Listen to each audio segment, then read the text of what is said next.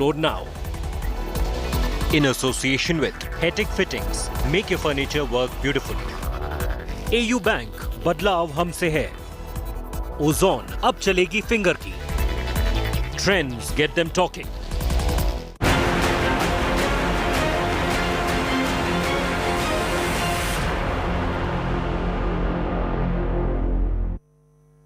Ukraine has been facing a 9/11 and a Pearl Harbor every day, says the Ukrainian President Vladimir Zelenskyy. He received a standing ovation as he addressed the US Congress. Over the course of this broadcast, we get to the latest developments.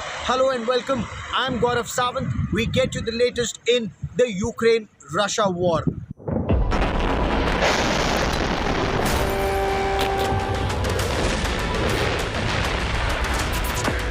Amid a raging war and raining missiles, Hear this sound.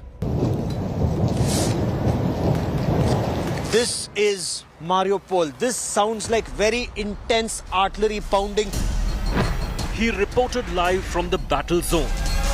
You can hear more blasts that are taking place. We are moving away from this area. We are being told to leave this area because it's not safe to be here. You can hear some blasts that are taking place in this area. Unparalleled coverage of the Ukraine war. Hold on. Be very, very careful, Pawan, very careful. These are anti-tank mines that are laid on the road here. So now you can make out how dangerous the situation is. Reporting each and every step from ground zero. So we are expecting enemy from any hour, and because they are absolutely nearby Kyiv, our army would like and try to stop them. His war front reports go viral. We are in the Donbas region. This is Donetsk, and this is a checkpoint of the Ukrainian army. This perhaps is one of the last checkpoints, because beyond this are barricades that have been set up, and beyond those barricades is the deployment of the Russian army. Uncompromising, up close and unmatched. Now this place in the Bucha district in Irpin is directly in the line of Russian fire, and people are desperately trying to come out. This bridge is shattered. That car, that van you can see shattered, but people desperately trying to flee. India's most watched wartime reporter.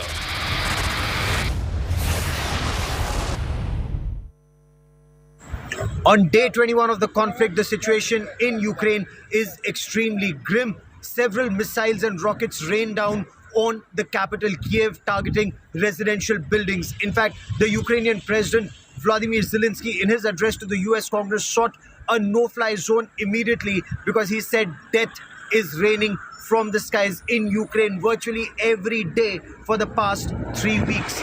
India Today now gets you the day's developments on day 21 of this conflict.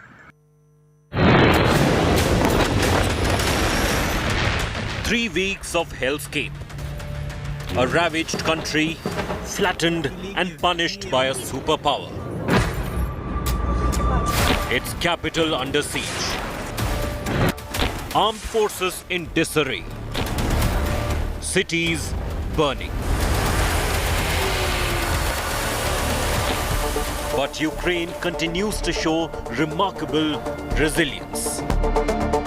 Ukrainian guns are far from falling silent. These night images of incredible Ukrainian counter-strike. These night images of incredible Ukrainian counter-strike show how the overwhelmed, outmanned and outgunned nation is still fighting back. Still taking the war into enemy camps. With a brave and determined fight back.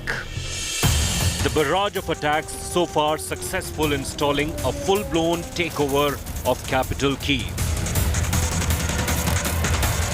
By the far superior and much better armed Russian invading force. Ukraine soldiers with tank-killing guns were seen destroying Russian armored carriers and tanks with the trademark Z symbols. The Ukrainian projectiles landing with deadly precision, taking out the Russian combat vehicles. Ukrainian defense also released video of Russian supplies and columns of equipment for its convoy in outskirts of Kyiv, coming under massive bombardment. Drone images capturing the full impact of large-scale explosions. You know, Ukrainian forces are highly motivated. They're fighting on their own ground, and they're also highly mobile, unlike the Russian forces, which are sort of not mobile at all, really. While fighting back hard, Ukraine has not abandoned peace efforts. President Zelenskyy asserted once again that his country has no plan to join NATO. We realize that Ukraine will not become a member of NATO. We understand this. We are adequate people. Kyiv needs new formats of interaction with the West and separate security guarantees. Bruised, battered, bleeding, yet biting back. Can Ukraine still do the unthinkable? With Rajesh Pawar in War Zone Kyiv. Bureau Report, India Today.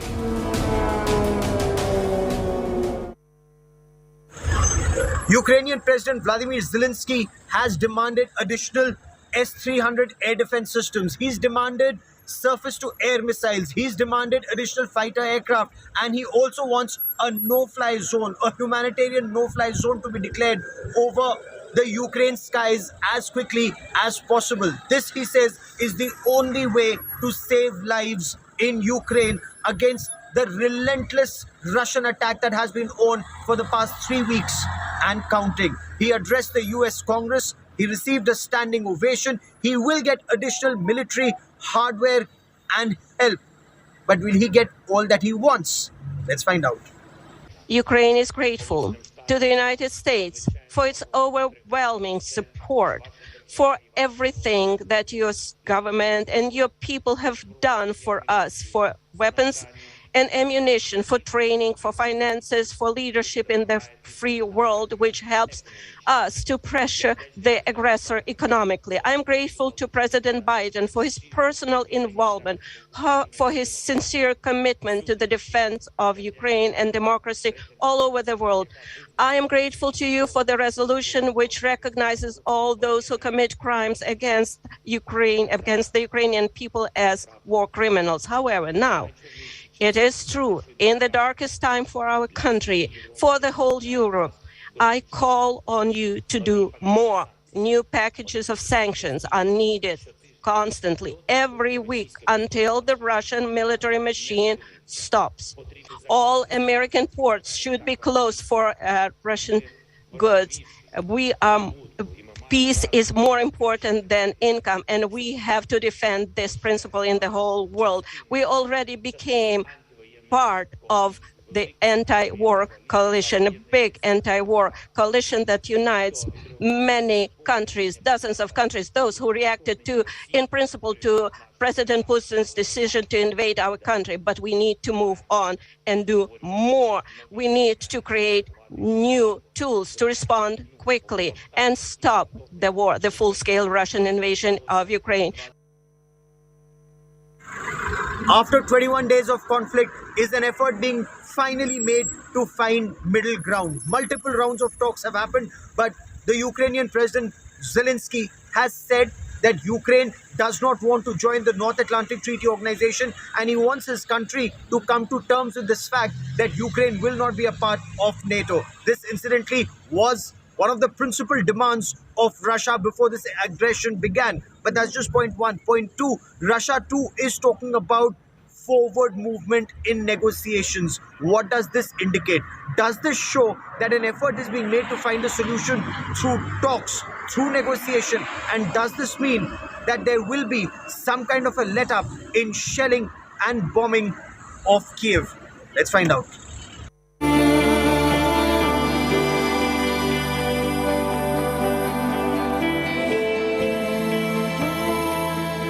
Millions have fled their homes. Hundreds have lost their lives.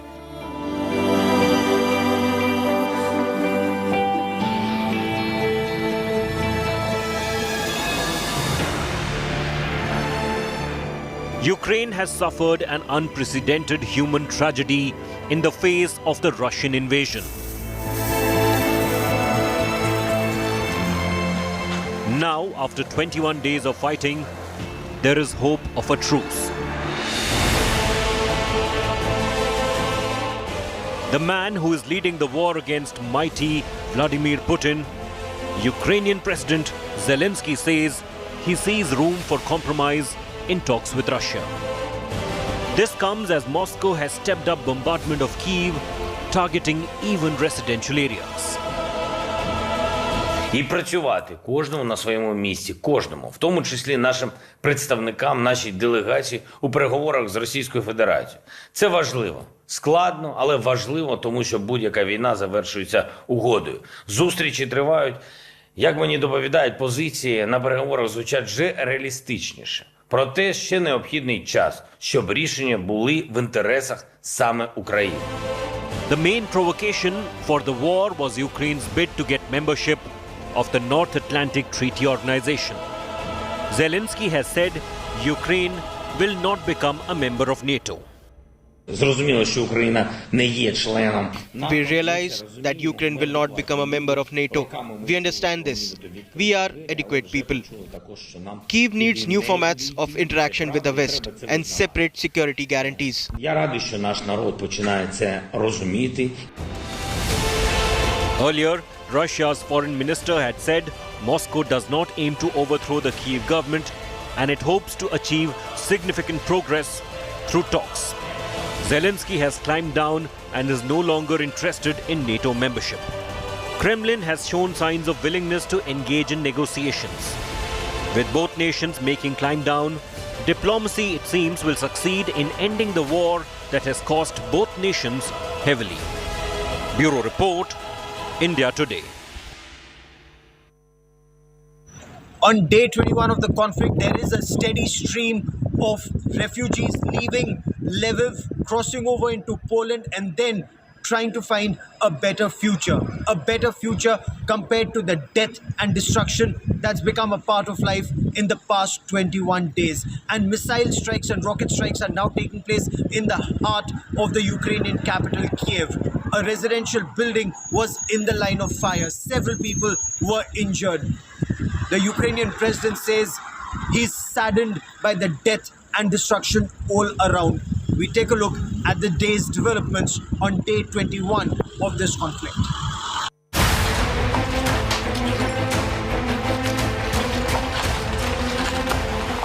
Death and destruction everywhere. From capital city Kyiv, A complete building has been destroyed, and there was another blast which I saw just before this. It was in the middle of a road. Nearby buildings were damaged, but it fell on a broad road, so not much casualties. But here, I believe, few people have died and a lot of them were injured. to Ukraine's western city of Lviv. Air raid sirens up again, blaring in the city of Lviv. People have been going into the bomb shelters. Not many, quite a few of the apartments over here do not have bomb shelters, but the parking and the basements are where they're moving. Russian missiles are raining misery. This four-story residential building in Kharkiv was reduced to rubble in seconds, killing at least 2 people. Ukraine has alleged Russian airstrikes have made evacuation attempts dangerous. The relentless Russian assault and the West's risk-averse assistance has forced Ukraine to climb down. The country has reaffirmed it will not join NATO. Зрозуміло. 4 high-rise buildings in Kyiv were bombed this morning. Dozens of people were dead. They shell schools and universities. It is clear that Ukraine is not a member of NATO. We understand that. We are rational people. For years, we have heard about the alleged open-door policy, but we have already heard that we will not go in there. Розуміти і розраховувати. While Russian forces are advancing, the war is proving a costly affair for Moscow. The UK has imposed sanctions on 370 more Russian elites. Other US allies are also expanding sanctions to cover more Russian firms and oligarchs. It's important for Canadians and the world to know that Canada will continue supporting Ukraine and its independence, integrity, sovereignty, including its right to defend itself. Russia has hit back. It has vowed to reduce dependence on the West. We will solve the problem, and the solution will be to no longer depend on our Western partners, be it governments or companies that are acting as tools of Western political aggression against Russia instead of pursuing the interest of their businesses. We will make sure that we never again find ourselves in a similar situation and that neither some Uncle Sam nor anybody else can make decisions aimed at destroying our economy. We'll find a way to eliminate this dependence. We should have done it long ago.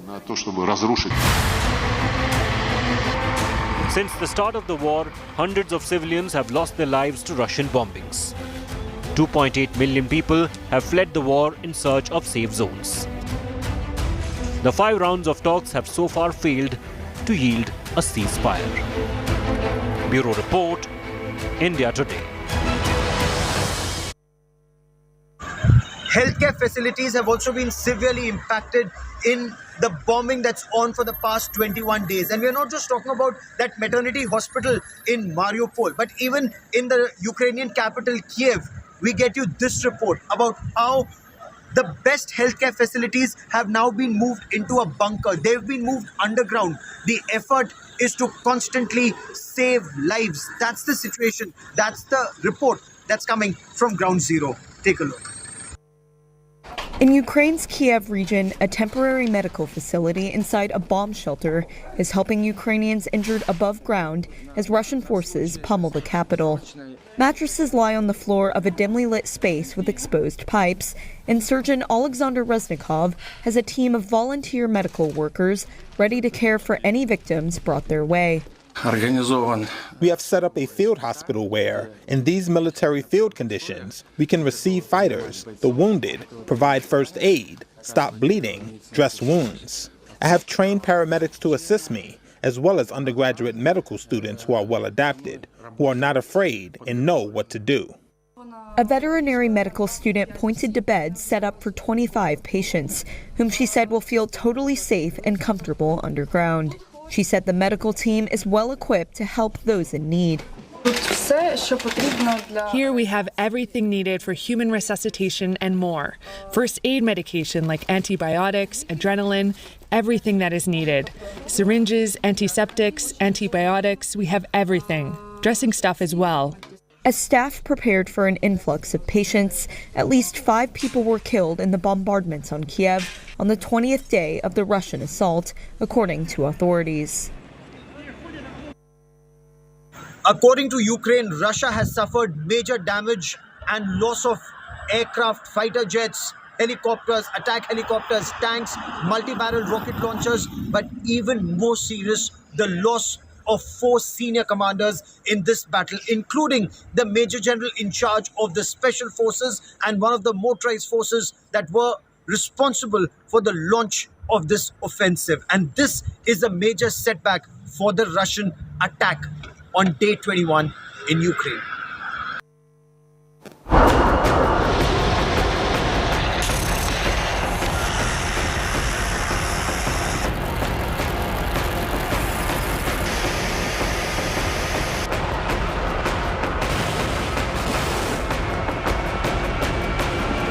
Armed to the teeth. Tough. Ruthless.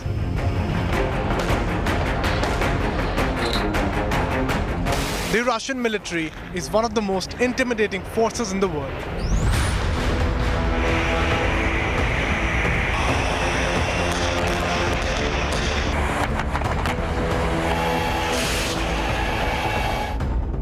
But the Ukrainian resistance has been equally fierce.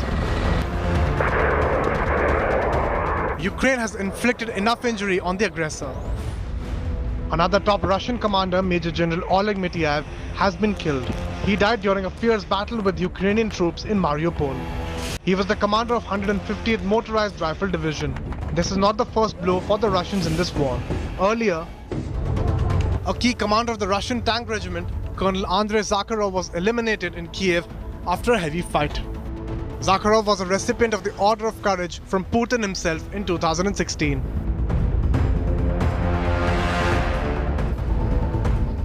In a fatal blow to Russia's crack special forces, Major General Vitaly Gerasimov, the Chief of Staff of the 41st Army, was killed in Kharkiv. Russia also lost the head of the 7th Airborne Division Major General Andrei Sukhovetsky. A war hero, the general's loss is being seen as a bitter blow to Putin's crack units. A sign Russia's assault isn't going to plan. The key difference now between the Ukrainian and the Russian forces is the morale component. The Ukrainians have fought very well and morale is very high, and that is infectious. And it is clearly not just between the Ukrainian professional soldiers, but also the Ukrainian civil society as a whole. They see this as a fight for national survival. And on the Russian side, morale is very low. The death of the highly decorated veterans could be a major demotivator for the Russians and a morale booster for the Ukrainian defenders. Covering the Russia-Ukraine conflict has been one of the most challenging assignments, especially when the battle lines increasingly kept shrinking and coming closer to the capital Kyiv. And India today has perhaps the biggest team of reporters on ground zero covering this conflict, from Kharkiv to Mariupol to Kyiv to Irpin to Bucha, getting you the pulse of the developments from ground zero. From the break of war, this is Mariupol. You hear a series. Hear the sound.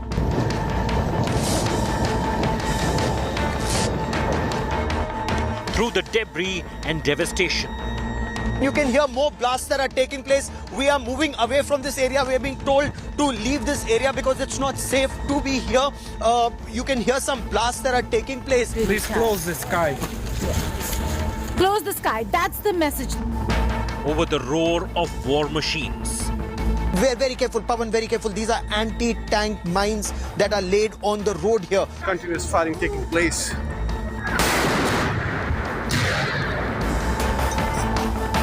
No compromise, no half measures. उन्होंने हमारे ऊपर हथियार तान के रखा है. This is one of the frontline areas where trenches have been dug up, bunkers have been set. They're all prepared, all set to take on the Russian forces. The world watched the Ukraine war only on India Today. Well, that is all we have time for on this special broadcast.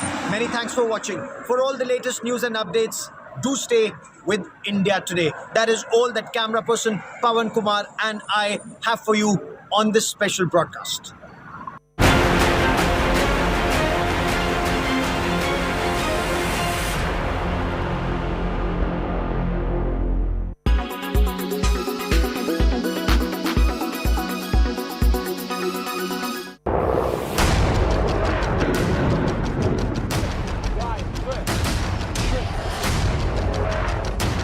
As Russia declared war on Ukraine, as the world was plunged again into crisis, with the only Indian team in the real war zone. This is Mariupol. You hear a series. Hear the sound. I will show you a quick, so to say, bombshell room tour. I can smell the gunpowder in the air. And without pause, India Today totally dominates viewership and smashes the competition. When it's the world's biggest news story, there's only one gold standard of journalism. من بقايا الصواريخ وبقايا القذائف اللي كانت عم تنزل على رؤوس المدنيين في الغوطة الشرقية وكامل سوريا.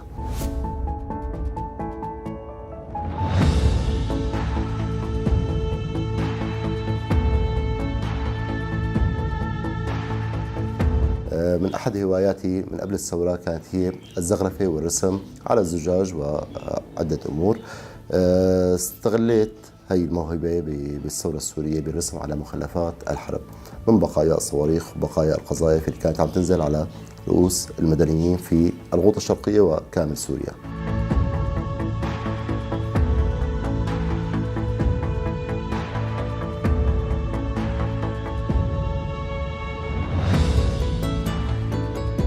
على الموت أو المشروع اللي أطلقته الرسم على الموت هي رسالة السلام والمحبة للسوريين، هي رسالة الحياة. يعني المخلفات الحرب ما هي عبارة بس عن زخارف وألوان، ولكن تحمل في طياتها الكثير من الإنسانية. إنه نحن شعب بدنا نعيش، نحن شعب ما بدنا حرب، نحن شعب بدنا السلام، بدنا نعيش بحياة، نعيش بكرامة.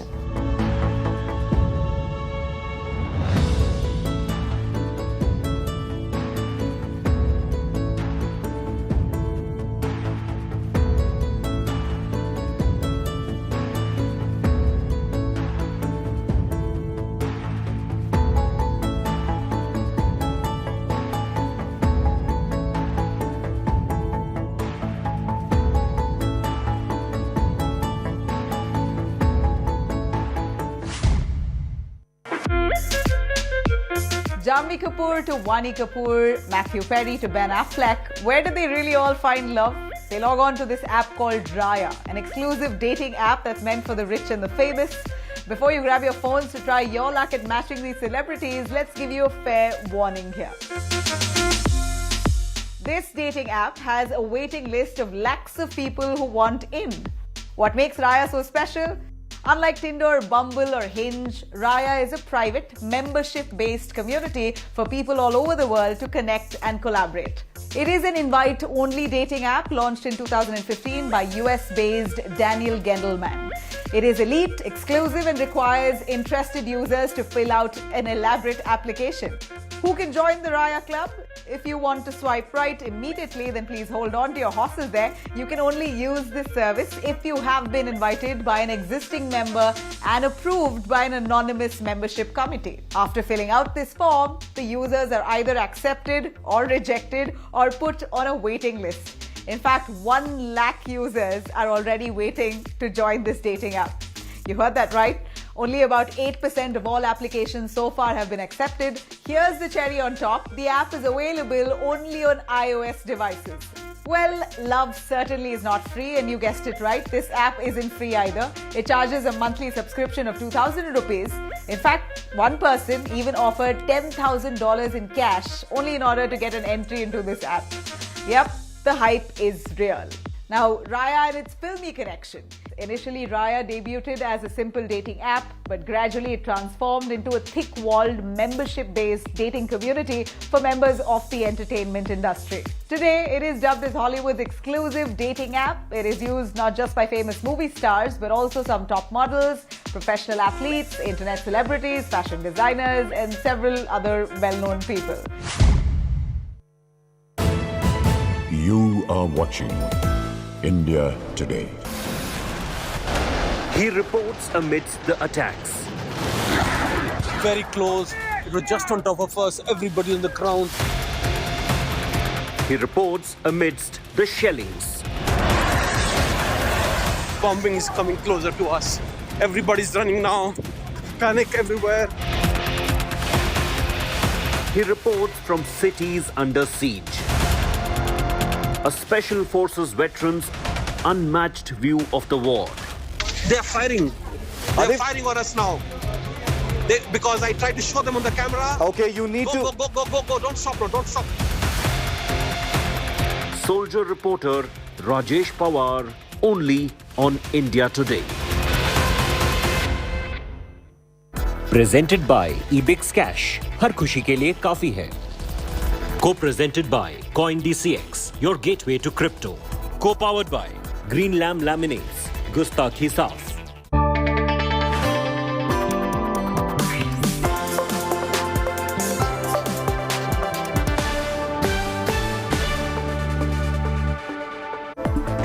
Hello and welcome. You're with us on Business Today. I'm Abha Bakaya. Here are the headlines tonight. Markets log best day in a week ahead of Fed rate decision. Nifty ends near 17,000. IT banks give Sensex a 1,000-point lift. All sectors in the green. Aviation stocks fly high as jet fuel rates hit fresh all-time high. Steepest hike ever by 18% amid Russia-Ukraine conflict. Crude oil prices remain volatile as Brent hovers around the $100 mark. US says no sanctions for India and other countries for buying oil at a discount from Russia. But White House wants nations dealing with Russia not to be on the wrong side of history.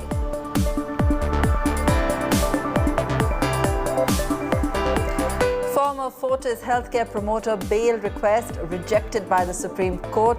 Supreme Court said Shivinder Mohan Singh is a serious flight risk.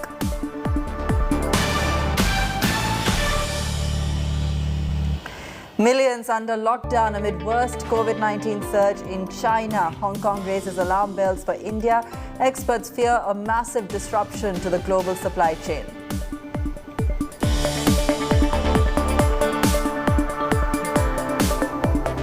Amid continued volatility, investors had some respite as benchmark indices edged higher today. After turning sharply higher in the last hour of trade, markets logged the best day in a week. Sensex and Nifty rose in line with global peers. Sensex printed 1,040 points, ending above 56,800. Nifty closing close to the 17,000 mark after rallying over 300 points.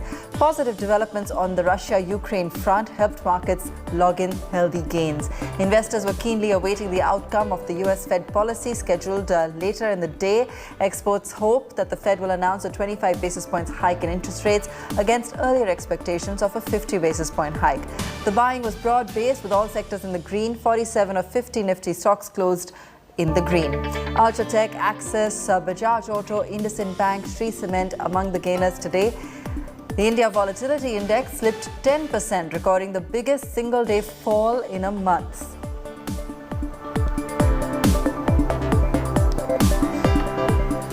The US Fed Reserve's two-day meet ends today. Markets expect that the FOMC might bite the bullet and announce a 25 basis point rate hike to address the worst inflation in more than 40 years.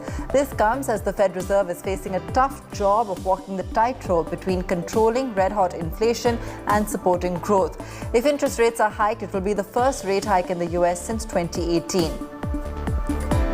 How does the Fed rate hike impact India? Well, higher interest rates in the US usually lead to foreign investors pulling their money from emerging markets like India back to the US for safer and more secure returns. Already, foreign institutional investors have sold over 2 lakh crore rupees worth of Indian equity since October. The capital flight will put pressure on the RBI to hike interest rates or lead to rupee depreciation against the dollar. With international oil prices surging to a multi-year high, jet fuel prices also saw a steep hike in prices. The aviation turbine fuel saw an 18% hike, the steepest increase ever. The sixth straight hike this year led to prices soaring past the 1 lakh rupee per kilolitre mark for the first time ever. Jet fuel, which makes up for almost 40% of the running cost of an airline, has this year surged to new highs. Even the aviation stocks soared post the increase in these prices. While Indigo logged in close to 4% gains, SpiceJet also shut shop in the green. But the fuel hike spells trouble for the common man, who will have to bear the brunt of a likely increase in airfares. We have aviation analyst Ameya Joshi joining in to decode the impact of the price hike on the common man. Ameya, well, while the markets might still have reacted coincidentally in a positive manner, it doesn't really spell great news for the airlines either. Absolutely, it doesn't. You have to look at it in multiple ways and not just the fuel price. A lot of this price is actually dollar denominated for the airlines, mainly those related to leasing costs. And if you see, the rupee is also sliding. It's weaker by 5.8% over last March. So when you look at all of this together, the cost of operations for airline are going up significantly, which obviously will have to be passed on to the consumers. And even while we are seeing cases of revenge tourism, the moment COVID cases go down and we are out of the wave of COVID, there still are challenges to price higher for every airline. We had a good quarter, but that doesn't mean this would continue like this going forward. And what's the impact for the consumer, Ameya? Because naturally, airlines are going to look at passing this on. Yes, definitely. So from a consumer perspective, tickets are going to be a little higher, possibly as we get into summer. One of the peakest seasons in Indian aviation is one between April and June, the summer holidays for the country. And as we get into that, there are two ways. One is that the lower buckets, which the airlines price typically as part of the revenue management, they've been sold out for most sectors because they went ahead and declared a lot of sales in January and late December. So now you only have fares which are in the higher buckets to sell. And now you have to cover a larger ground because fuel is much higher now than what it was in the past. So from a consumer perspective, do expect some increase in tickets. We are already seeing in the market tickets on certain sectors have almost doubled over a couple of weeks. And this is likely to be at this levels for a while unless airlines deploy capacity. All right. And, in the past, of course, we've had regulators maintaining certain caps on fares.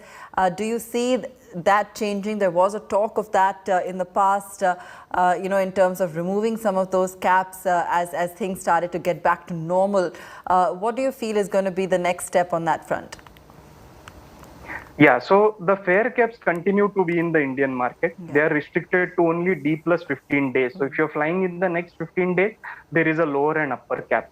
But the upper cap is still significant high for, let's say, a middle class family of 4 who wants to travel, and you are locked on the upper bracket of this fare cap. It's still significantly high and a large pinch to the pocket. So from a consumer perspective, the pinch will be felt. So the regulator doesn't tell how many seats you have to sell under which fare bracket. It just gives you a upper and lower cap. Airlines do have that maneuvering ability, and with the kind of oil prices, they'll be forced to push it towards the upper end rather than the lower one. Ameya, thanks so much for joining us. While things are getting back to normal and a lot of travel on the cards for the summer, clearly it's not going to be a cheap trip. There are real signs that Russia and Ukraine are much closer to a ceasefire than they were ever before. While Ukraine's president, Vladimir Zelenskyy, said the talks were becoming more realistic, the Russian foreign minister, Sergei Lavrov, said there was some hope for compromise. This was after Russia's demand that a neutral status for Ukraine was included in the talks. The news immediately calmed various markets. While Brent crude again fell to below $100 a barrel, the rupee recovered around 25 paise against the dollar. Stock markets around the world closed in the green today. І працювати кожному на своєму місці, кожному, в тому числі нашим представникам, нашій делегації у переговорах з Російською Федерацією. Це важливо. Складно, але важливо, тому що будь-яка війна завершується угодою. Зустрічі тривають. Як мені доповідають, позиції на переговорах звучать вже реалістичніше. Проте ще необхідний час, щоб рішення були в інтересах саме України. There could be some relief for 2- and 4-wheeler owners. The pressure on PSU oil companies to hike fuel prices has reduced considerably, with crude price abating to around $100 a barrel.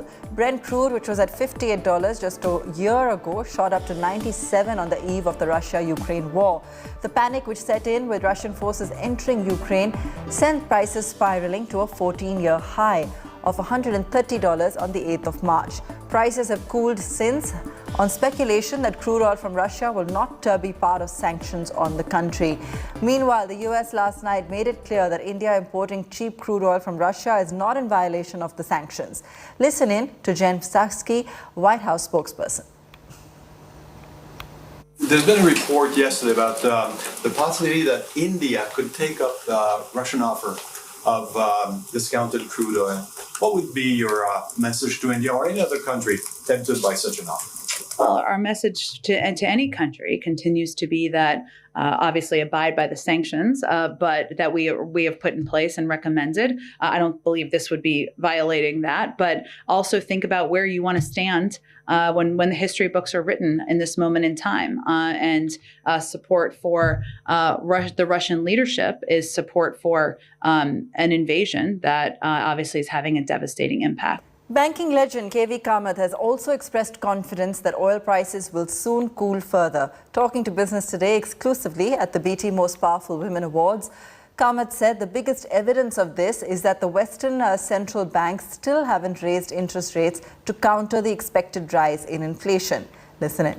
Now we have an oil shock staring us in the face. The economic survey, sort of reckoned the growth rate given $70 to $75 a barrel oil prices, and we know where we are right now, well over 100, 110. What are your chief concerns given the fact that there has been a huge expenditure push in the budget and you are at NABFID right now? What are the key concerns right now for the economy? On the oil front, my view is that this should correct, because this is otherwise a global problem which I don't think the West wants either.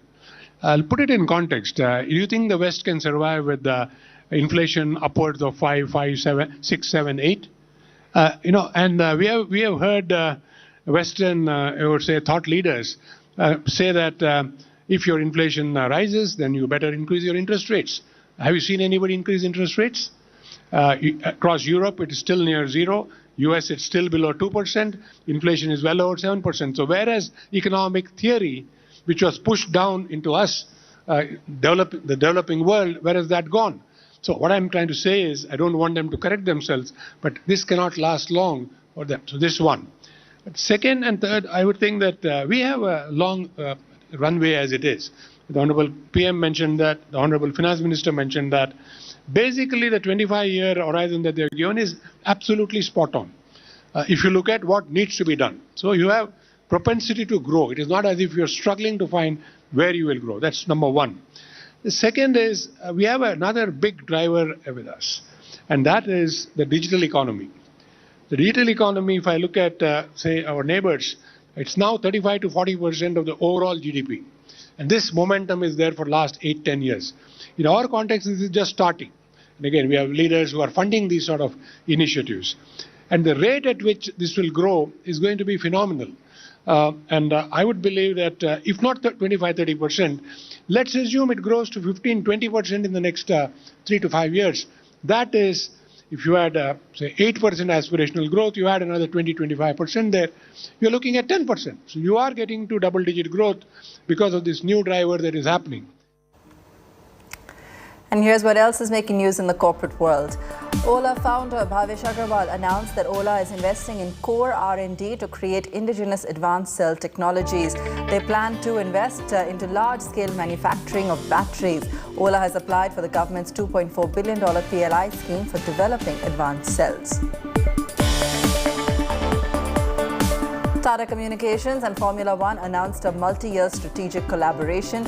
With this, Tata Communications returns to the sport of racing as the official broadcast connectivity provider of Formula One. TCS, which controls over 40% of capital markets infrastructure solutions, has won a contract from Singapore Stock Exchange to run trading and settlement platforms for the upcoming SGX Nifty exchange at IFSC, or the International Financial Services Centre in Gandhinagar.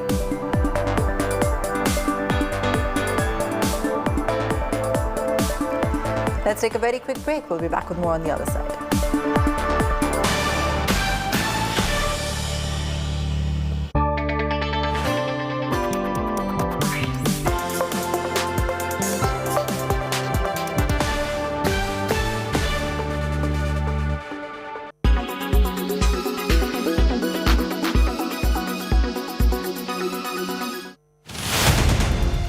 Rahul Kanwal, 23 years of experience.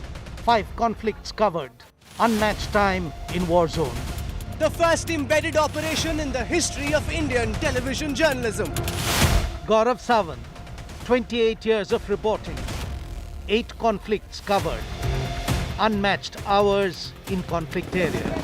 actual firing is taking place. The grads are firing. Shivaru, 19 years of reporting, 5 conflicts covered, unmatched view of international crossfires. And the Akak guns are firing away. Geeta Mohan, 18 years of reporting, 3 conflicts covered. When the world is at war, there is no compromise on India today. Should you upgrade to 5G? Are you still wondering if you should get a 5G compatible phone? Well, it'd be a future-proof upgrade, especially with what 5G can really offer. 5G is faster, exactly 20 times faster than 4G. Experts are saying now that it's likely to bring a technological revolution. Unlike its predecessor 4G, which used longer airwaves, 5G uses millimeter waves, which makes it much faster. So say goodbye to annoying buffering when watching your videos. Why is 5G so fast? The millimeter waves are short, which means they have limited range and higher penetration. 5G also carries the promise of making latency disappear, which means that there's going to be less delay between sending and receiving information. So downloading heavy file sizes, of course, will take a few seconds. Can 5G make our cities smart? The idea is that 5G can create smart cities with more connected devices. For instance, increased use of connected or autonomous vehicles will impact lifestyle choices. This also begs the question of enormous amount of data it will generate. So, digital security will be an area of concern, of course, especially since 5G network is more difficult to protect than its predecessors. So, are you ready for the next upgrade?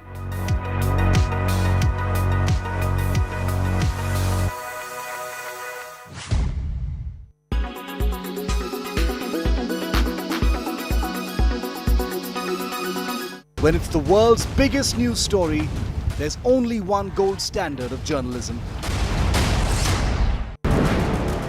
This is Ukraine's true danger zone. Up close and fearless in Ukraine's combat zone. You are watching India Today.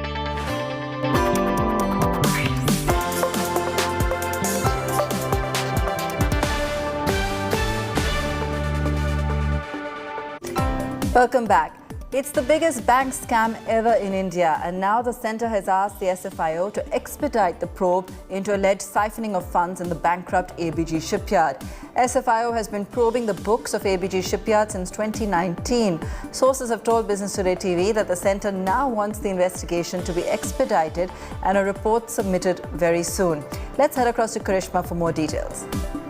All right, another agency that is now joining this probe is Serious Fraud Investigations Office. In fact, sources in Finance Ministry also tell me that SFIO has been involved in the probe since 2019. That is when the EY had come out with a report against the wrongdoings in ABG shipyard. But now central government has asked Ministry of Corporate Affairs and SFIO to expedite its report on the misappropriation of funds, the diversion of funds and siphoning. In fact, we're also being told that central government has asked Ministry of Corporate Affairs to immediately take a review of top 8 fraud cases and to submit a report soon and to review that. And ABG shipyard is certainly one of the key cases that government is currently looking at. CBI last month had filed a FIR in the 22,000 crore fraud, followed by ED also registering the ECIR last month.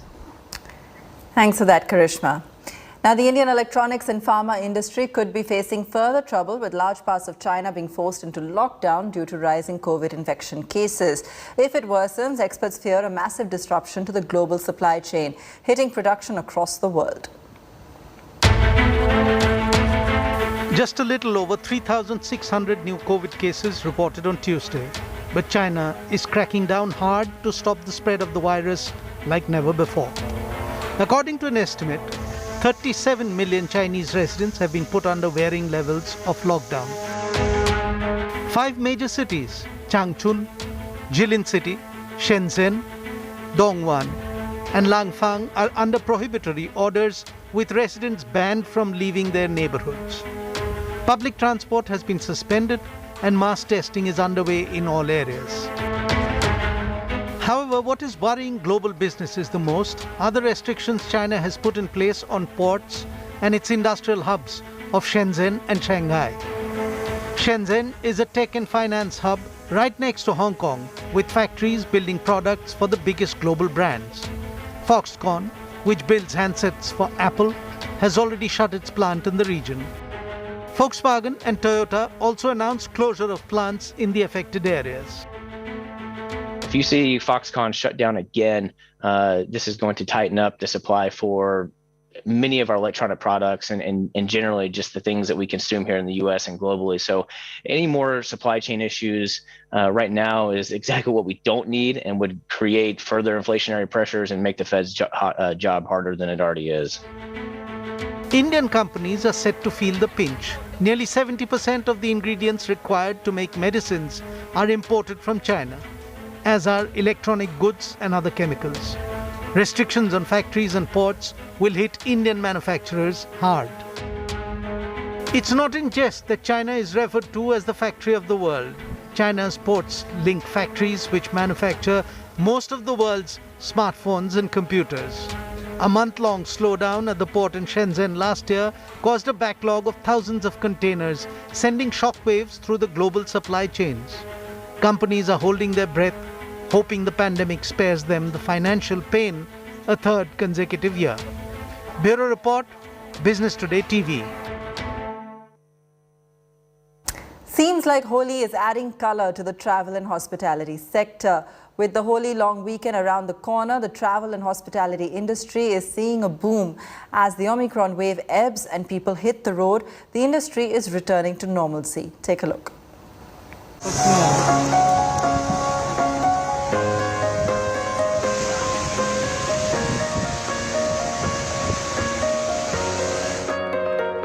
Tired and bored after being cooped up at home, Indians are putting on their travel shoes now. As the Omicron wave recedes and Holi festivities commence, hotels and travel companies are seeing a rush of bookings.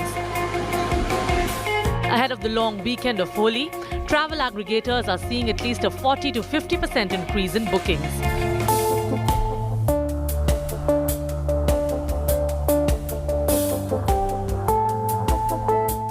With summer setting in, hill stations are reporting an unprecedented rise in hotel and travel bookings this weekend. So, where are Indians headed to? Beaches and hill stations are top picks. Within the country, Goa, Kashmir and Himachal are among the locations Indians are heading to. We have seen a jump of around 40 to 50% in advance air ticket bookings across India for the long weekend of Holi as compared to the last year. Goa, Kashmir, Himachal are the three most favorite routes or the sectors where we have seen demand for this weekend going up tremendously. Apart from that, Dubai, Sri Lanka are anyways catching a lot of attention. But during this weekend, the demand has gone up again by 50%. A festive long weekend and no COVID wave in sight has spelled good news for the hotel industry too. Hospitality companies like Oyo are witnessing a strong increase in bookings in March compared to previous months. Hotels too are seeing a spike in bookings at their properties and leisure destinations for the weekend. An industry which has seen a 2-year-long lull seems to be limping back to normalcy. With international travel commencing soon, many Indians are looking to spend their summer holidays abroad. This is something that we all were waiting. Not just Ease My Trip, but the entire industry was eagerly waiting for this date to come up. And finally, it is happening. So looking at the numbers that are anyway shooting up, be it Dubai, be it Maldives, be it Sri Lanka, be it US, be it Australia, there is a very high demand. The moment that international thing comes up on 27th March, we see another V-shaped recovery for the entire sector. Absolutely.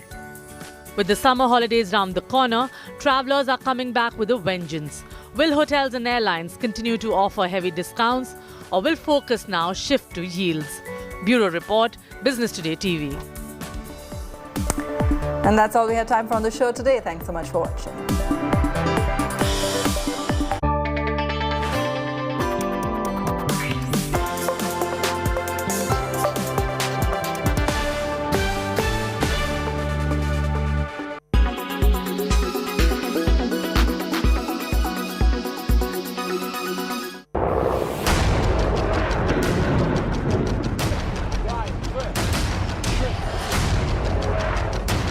As Russia declared war on Ukraine, as the world was plunged again into crisis, with the only Indian team in the real war zone. This is Mariupol. You hear a series. Hear this sound. I will show you a quick, so to say, bombshell room tour. I can smell the gunpowder in the air. And without pause, India Today totally dominates viewership and smashes the competition. When it's the world's biggest news story, there's only one gold standard of journalism.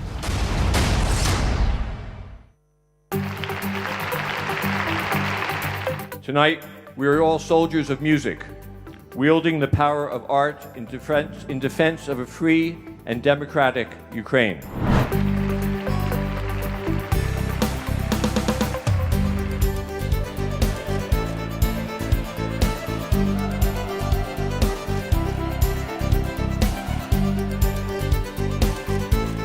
Music offers solace for humanity, but it can also be weaponized against oppression. Tonight, we are all soldiers of music, wielding the power of art in defense of a free and democratic Ukraine.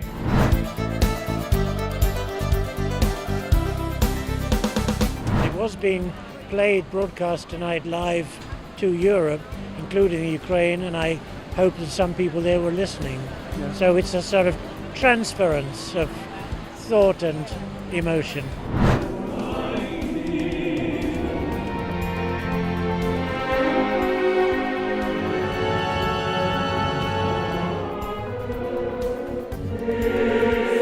I was crying, I was screaming bravo because I feel like in this moment all of us become like relatives, like one family, one free family.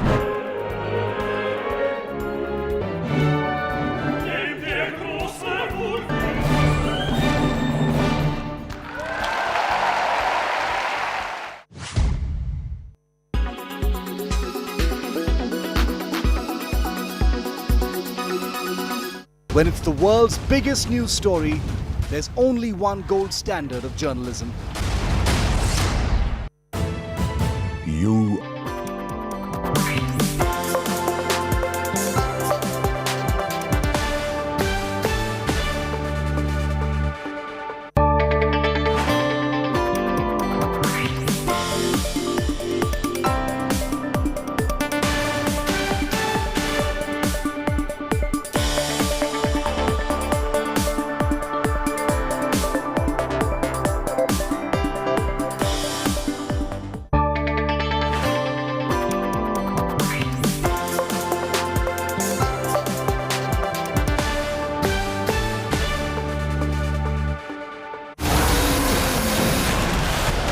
He reports amidst the attacks. Very close. It was just on top of us, everybody on the ground. He reports amidst the shellings. Bombing is coming closer to us. Everybody's running now. Panic everywhere. He reports from cities under siege. A Special Forces veteran's unmatched view of the war. They're fighting. They're fighting on us now. Because I tried to show them on the camera. Okay, you need go, to... Go. Don't stop, bro. Don't stop.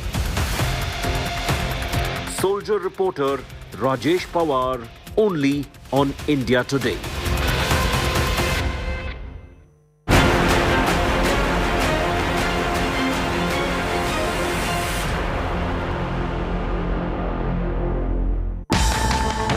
From the break of war, this is Mariupol. You hear a series.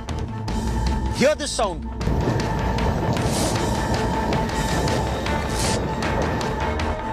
through the debris and devastation.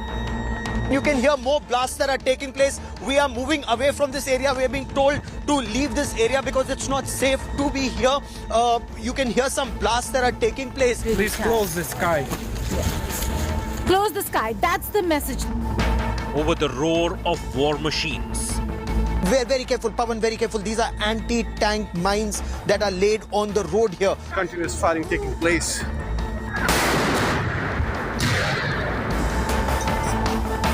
No compromise, no half measures.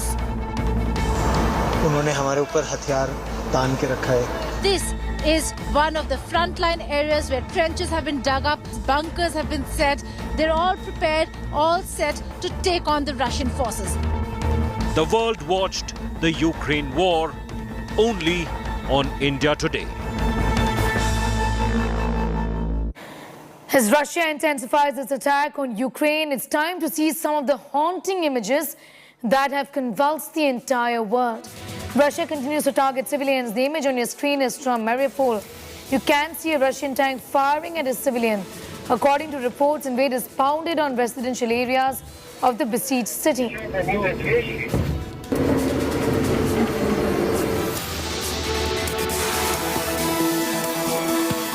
Another horrific video exposes Russia. Image on your screen shows invaders shooting down a civilian who raised his hands up while trying to flee the capital city of Kyiv. Reports claim the man was trying to evacuate the war-torn country before Russian troops mercilessly killed him.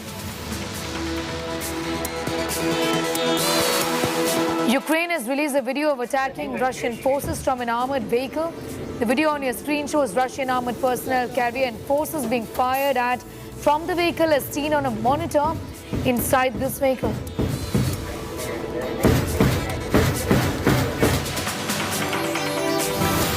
Russian Defense Ministry has released a video on Tuesday. The clip shows Russian soldiers inspecting and collecting weapons allegedly taken from Ukrainian forces. Russia says weapons were captured in the capital city of Kyiv.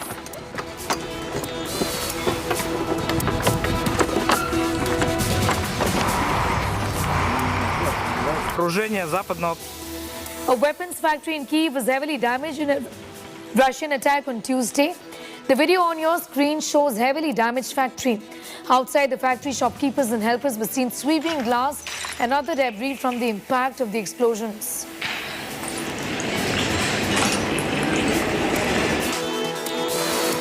To understand the gravity of the Ukraine war, just look at the visuals on your screen. A couple is seen crying after their building was bombed by Russian forces, completely devastated as uncertain future is staring at them.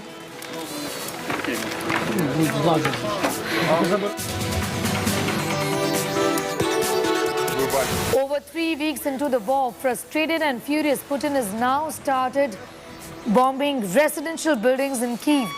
At least 3 people were killed in the attacks while dozens of civilians got injured. Defense and defense. Footage released by Ukrainian military shows the aftermath of Russian strikes on Kharkiv city of Ukraine.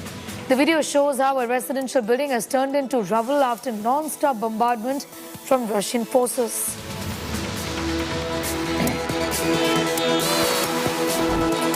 Russian Defense Ministry released a video on Tuesday to show destroyed and abandoned military vehicles in Ukraine's Kherson region. The video on your screen shows destroyed armored vehicles and tanks. Kherson is the second largest city of Ukraine that has been captured by the Russian forces.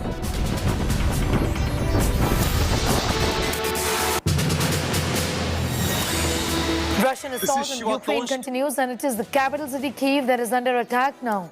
Russia has stepped up its offensive in Kyiv. These images on your screen are of a residential block which has been bombed. Huge plumes of smoke were seen coming out of this building. Fire tender.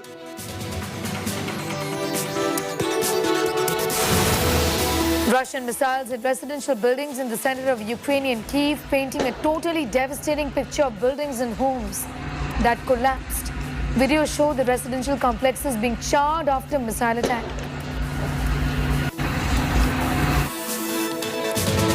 It's raining missiles and airstrikes even in the second largest city of Ukraine. These visuals are of the aftermath of airstrikes at night in Kharkiv. Fire erupts as airstrikes rain in the city. Horror arrives in Ukraine cities as Russia continues to up its assault.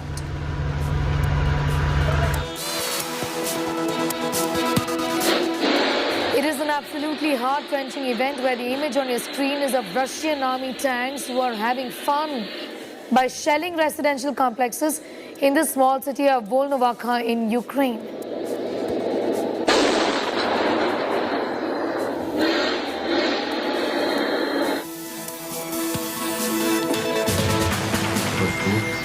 Amid non-stop heavy shelling, Russian invaders destroyed the city of Velkya Daimerkar, leaving it in ruins.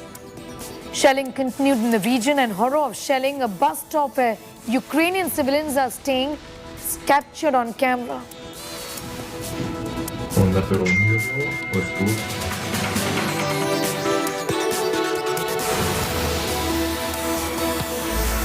The Russian assault continues to become uglier, with now residential complexes becoming a main target of missile attacks.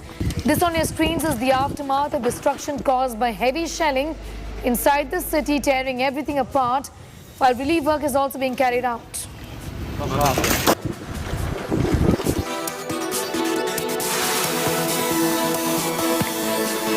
Large plumes of smoke emerged from a site in Kyiv in Ukrainian city in Kharkiv, where rockets were launched by Russian occupiers.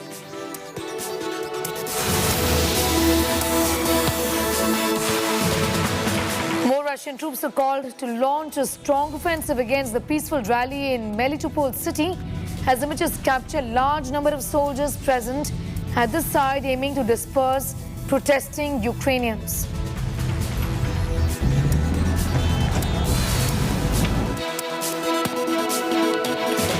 As the Russian assault intensifies even on day 20 of the war, drone footage captures the heavy destruction caused to buildings, schools and residential complex after being shelled non-stop in the city of Mariupol.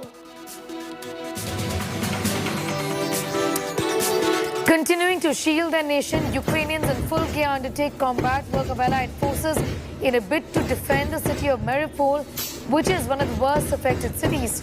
In these images on your screens, full force resistance by Ukrainian army shows a defiant fight back.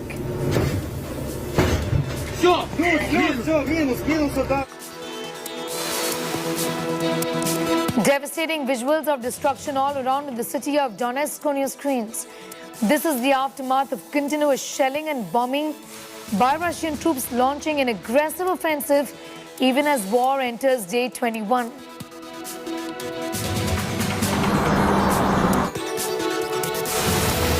Russian airstrikes continue to rock Ukraine. The visuals on your screen are of Kuryninka area in the capital city of Kyiv, where a Russian missile hit a residential area.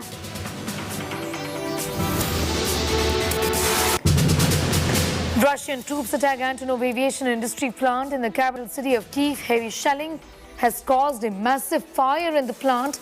You can see plumes of smoke coming from the plant. Russian soldiers also attacked a high-rise building along with the plant, killing at least 2 people as per reports.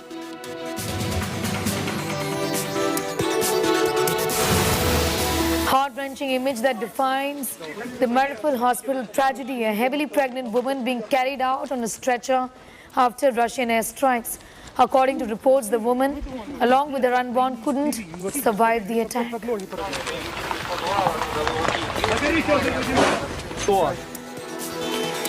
Ukrainian forces have pulled out an unexploded bomb from an apartment building in Chernihiv city of Ukraine.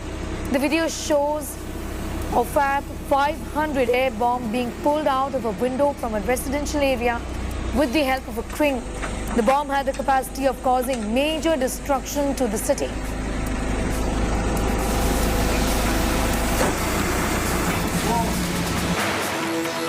War causes displacement, famine, poverty, injury and disease. The video on your screen shows dead bodies being carried out in a suburb as Russian troops ramped up their efforts to reach Kyiv.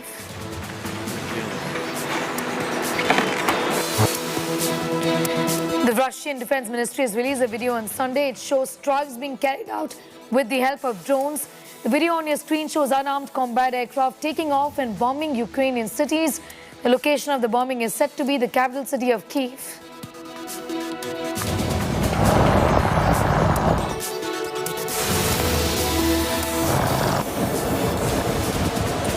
Russia targets residential areas in Chernihiv. Heavy shelling led to buildings being gutted in the fire.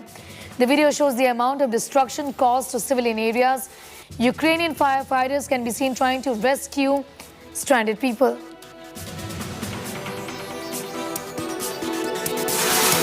Russian troops have destroyed food factory in Brovary. An image shows massive plume of smoke coming out of the depot. Building has been shelled and Ukrainian firefighters can be seen trying to douse the fire. With each passing hour, Russian forces are inching closer to the capital city of Kyiv. The video on your screen shows Russian troops and armored vehicles headed towards Kyiv. Heavy gunfire and fighting has been reported in the last few days.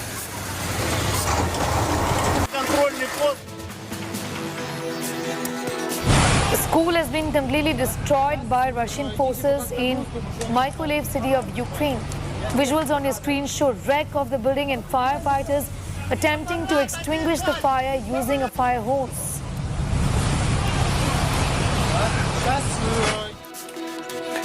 Ukraine claims that at least 35 people were killed in Russian bombing on Yavoriv city of Ukraine. The visuals on your screen show the aftermath of Russian bombardment, cars damaged, buildings destroyed, mass destruction, non-stop bombings have reduced the city to rubble.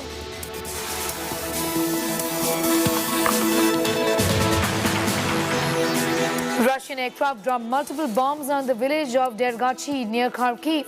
The visuals on your screen show fumes coming out of this factory.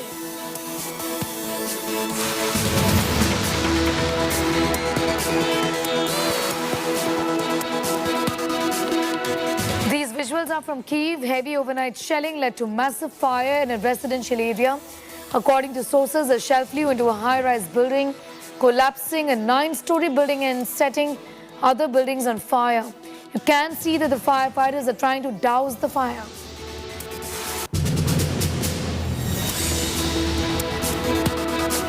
Because of continuous shelling, Kharkiv has been destroyed by Russian troops. You can see on your screen, buildings have been destroyed, cars are burned, there's no sign of life. And people are trying to ascertain the extent of damage done by invaders.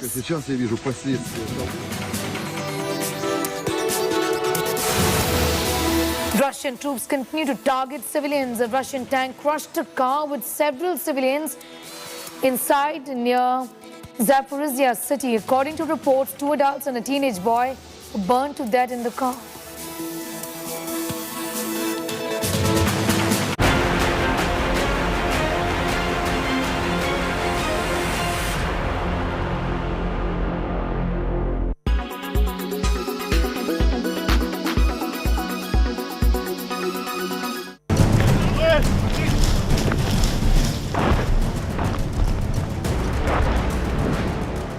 This is Ukraine's true danger zone.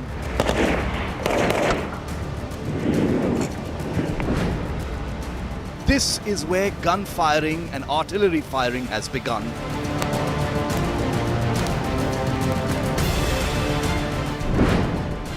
After a perilous 14-hour train journey from Kyiv,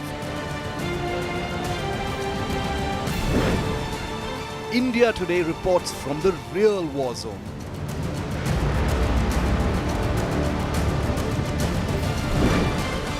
Only channel in the rebel combat zone.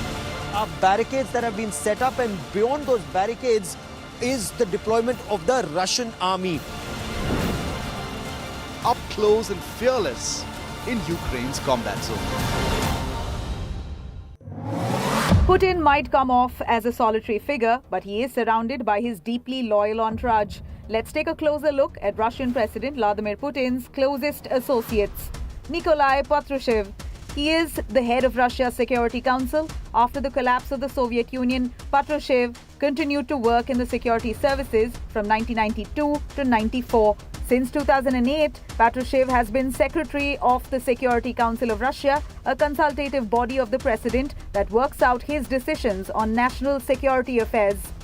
Sergei Lavrov is another person from his trusted inner circle. He is Russia's foreign minister for the last 18 years. He is Russia's senior-most diplomat, playing a big role in Russia's decision-making. Vladimir Medinsky Vladimir Medinsky is Russia's former culture minister and currently Putin's presidential aide. The weight of peace talk fell on his shoulders, and he is the bridge now between Ukraine and Russia's delegation. And that's why hopes are pinned on Vladimir Medinsky, Russia's chief negotiator for peace talks with Ukraine. Yuri Kovalchuk, a Russian oligarch and Putin's unofficial close confidant. With a net worth of $1.8 billion, his pocket seems quite heavy. Putin and him share houses in the same cooperative, and once Putin became the president, his career skyrocketed. Kovalchuk is now the largest shareholder of Rossia Bank and has a large stake in Soga's insurance company. Alexander Bortnikov is the longtime head of Russia's all-powerful Russian Federal Security Service, which is the main successor organization to the Soviet KGB. Bortnikov is perhaps the most loyal and trustworthy of Putin's aides. Some say that Bortnikov's Federal Security Service is both the brain and the heart of Putin's regime. Sergei Naryshky is director of SVR, Russia's foreign intelligence agency. He has long shadowed Putin, following him since the 90s and then in his office in 2004. He also claims to be a close aide in helping the president consolidate his actions with ideological grounds. Anton Wino is the chief of staff of the Presidential Executive Office. Wino joined the Russian Presidential Protocol Directorate in 2002. Wino was put on the European Union sanctions list for actively supporting and implementing actions and policies that undermine and threaten the territorial integrity, sovereignty and independence of Ukraine, as well as the stability or security in Ukraine. Sergei Shoigu has been Russia's Minister of Defense since 2012. This is a man who goes on hunting and fishing trips with the president to Serbia, and he has in the past been viewed as a potential successor as well. Valery Gerasimov currently is serving as the Chief of the General Staff and an experienced military strategist. He served in the armored divisions of the Red Army throughout the former Soviet Union. Gerasimov's claim to fame was that he had arrested and convicted a Russian soldier accused of brutalizing and murdering a young Chechen woman during the conflict.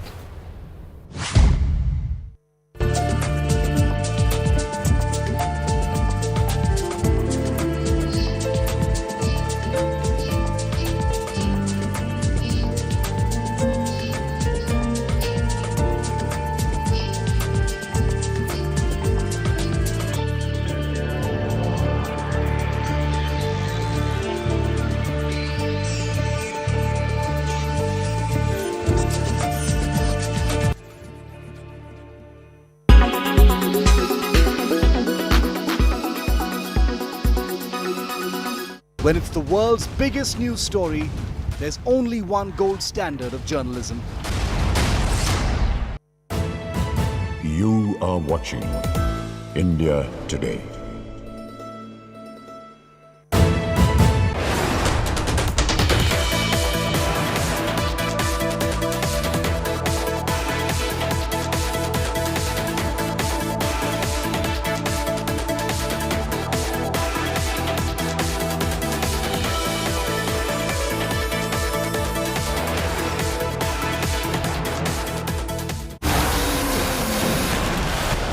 He reports amidst the attacks.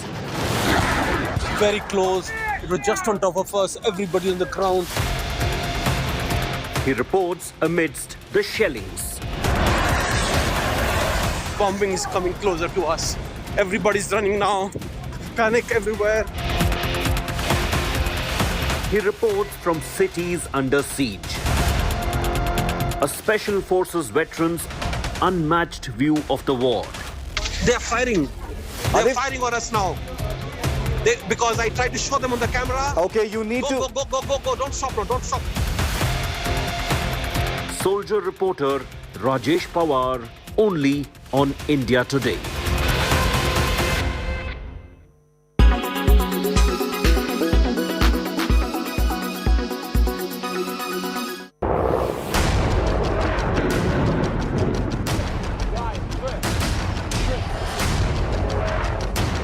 As Russia declared war on Ukraine, as the world was plunged again into crisis, with the only Indian team in the real war zone. This is Mariupol. You hear a series. Hear this sound.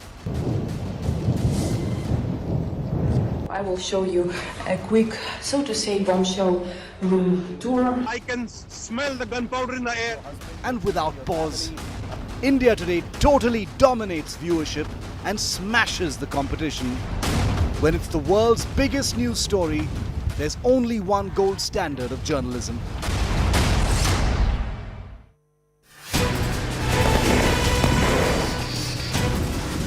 All eyes on the Ukraine-Russia crisis. Tensions are rising in Ukraine as Russia inches closer to taking over Ukraine. If Ukraine collapses, will NATO offer help to Ukraine? What is NATO's response force? With 40,000 soldiers available for fast mobilization, the response force is NATO's armed wing. Operational since 2004, it carries out humanitarian missions, evacuations, crisis management, defense, and terrorism response operations. It consists of units from NATO's 30 members who rotate in and out on 12-month increments while remaining based in their own countries. Its operational command alternates between the Allied Joint Force Commands based in Runsum in the Netherlands and Naples in Italy. The response force consists of land, air, sea and special operations forces for fighting recce and anti-terrorism missions. There is also a battalion trained to deal with industrial accidents, including biological and nuclear. Since 2014, the reaction force has had an elite corps known as the Very High Readiness Joint Task Force with some 20,000 soldiers. This consists of a land brigade of around 5,000 troops supported by air, sea and special forces. These can deploy within 2 or 3 days.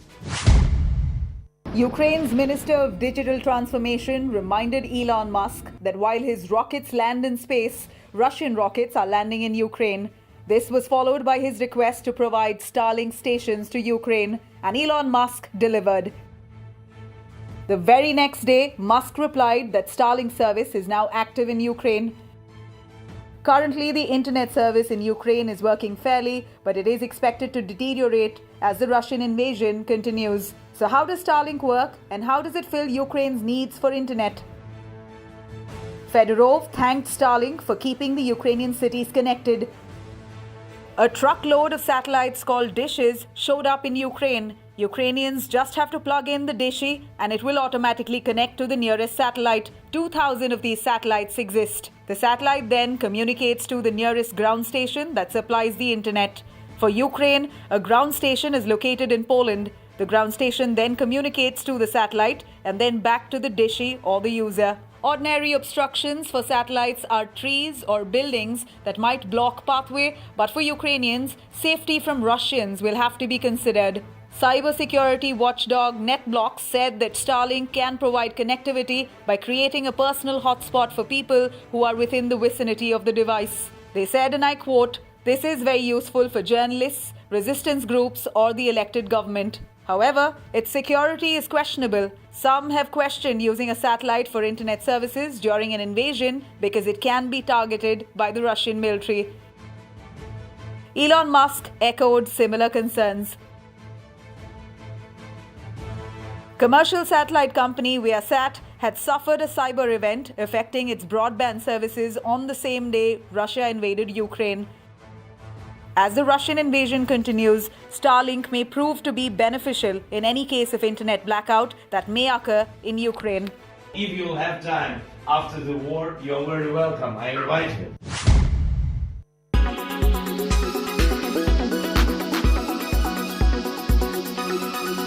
When it's the world's biggest news story, there's only one gold standard of journalism.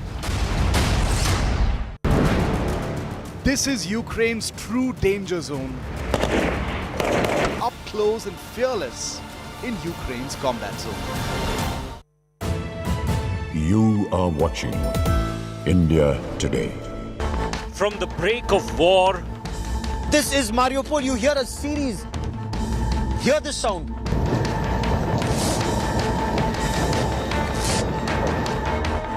through the debris and devastation. You can hear more blasts that are taking place. We are moving away from this area. We are being told to leave this area because it's not safe to be here.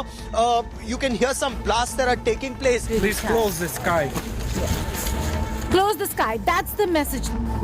over the roar of war machines. We're very careful, Pawan, very careful. These are anti-tank mines that are laid on the road here. Continuous firing taking place.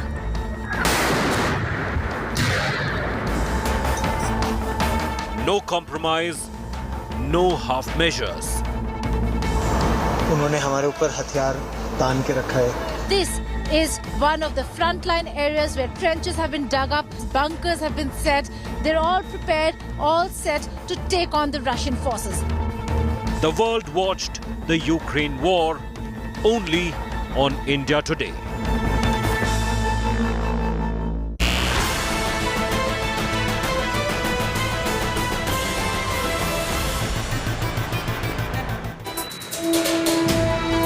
A very good evening. We come to you from Chandigarh. It's been a glorious day where the Aam Aadmi Party is concerned. Bhagwant Mann took oath as Chief Minister today. And tomorrow, viewers, 16 of his MLAs will be joining his cabinet. We've got some indication on who this new spanking cabinet would be. But before we get you all those details, let's tell you a little bit about many of these MLAs. There were 92 which the Aam Aadmi Party won in terms of 117 seats. Out of 92, 80 of them are first-time newcomers who've never fought an election before. First time they've got their tickets, and some of them, for the first time, fighting an election, beat the biggest giants. In many constituencies, it was a Goliath versus a giant battle there, and in the end, what prevailed were these giant killers. We're going to break it down through the course of this 1.5 hour. But first up, what happened today? Bhagwant Mann took oath and is the new Chief Minister of Punjab. It was through half a kilometer in a field filled brimming, with people awash in yellow. Bhagwant Mann took oath and gave a very short speech of no more than 8 minutes. It's redemption for Bhagwant Mann. 2017, he was hoping to be the chief ministerial face for the Aam Aadmi Party. That didn't quite happen, but it happened this time around. And it happened at the right time, many would suggest, because he's come with a thumping majority. Redemption for him at a professional level, but redemption for him at a very personal level as well. Let's play these pictures out of Bhagwant Mann with his 2 children. In 2019, during the Lok Sabha elections, Bhagwant Mann, the sole Aam Aadmi Party MP from Sangrur, had given me an interview, and in that interview, he'd spoken at length about his family, on how, politics came in the way, and his family, his wife and his 2 children had left for America. They'd wanted him to come with them. He'd said no, he wanted to stick right here. Since then, the only family we ever saw standing besides Bhagwant has been his mother, Steadfast, and his sister. Today, for the first time through the campaign, his children came back from America, and politics that had taken them away actually brought them back, and that would be, I would reckon, redemption on a personal level for Bhagwant Mann, flanked by his daughter Seerat and his son Dilshan, both of them adhering to the clarion call of now the Punjab Chief Minister to wear Basanti.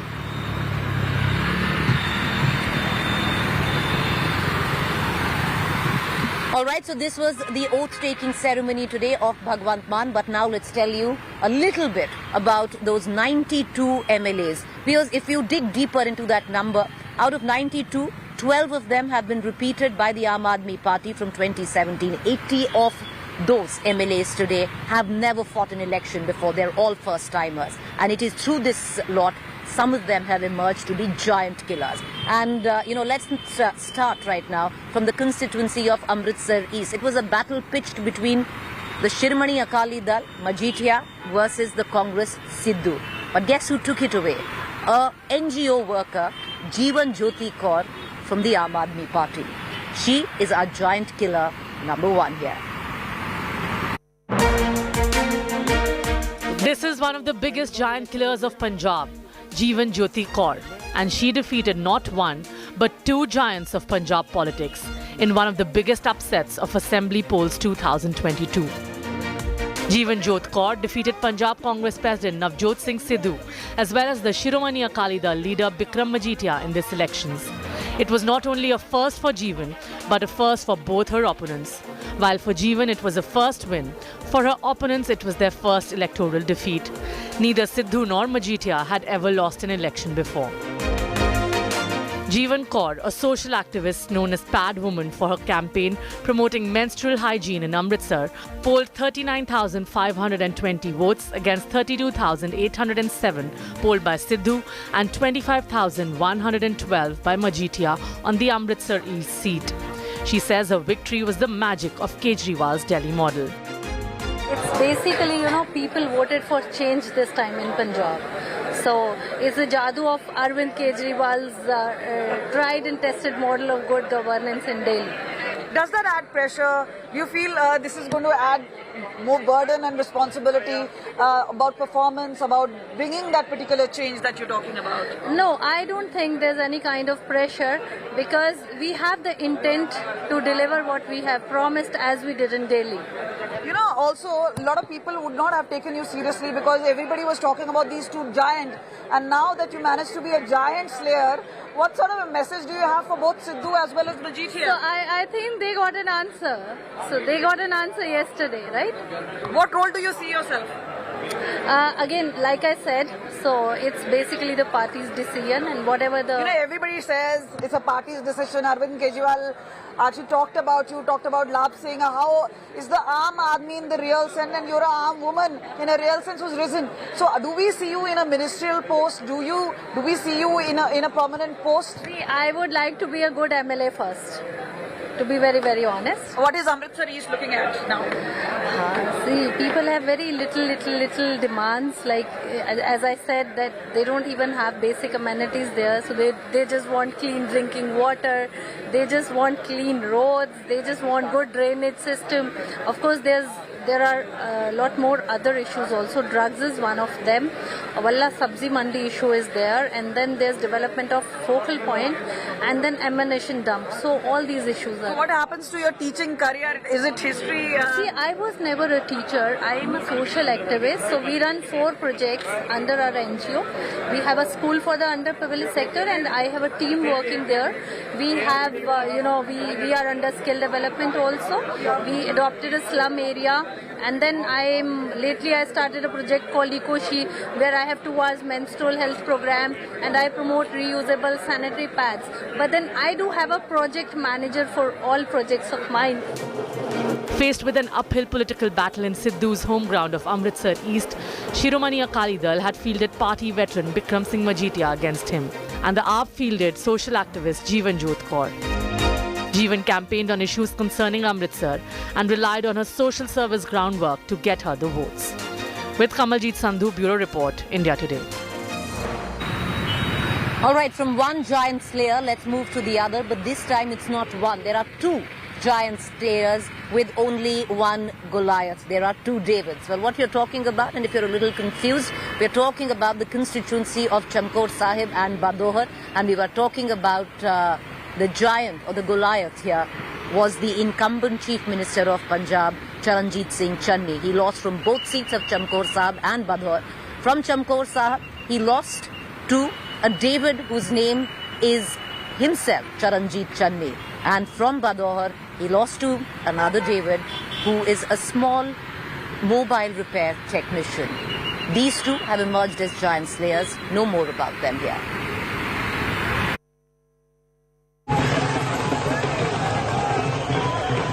Charanjit Singh Channi, the last CM of Punjab, could never in his wildest dreams imagine that he would lose both his assembly seats by huge margins to 2 relatively unknown Aam Aadmis.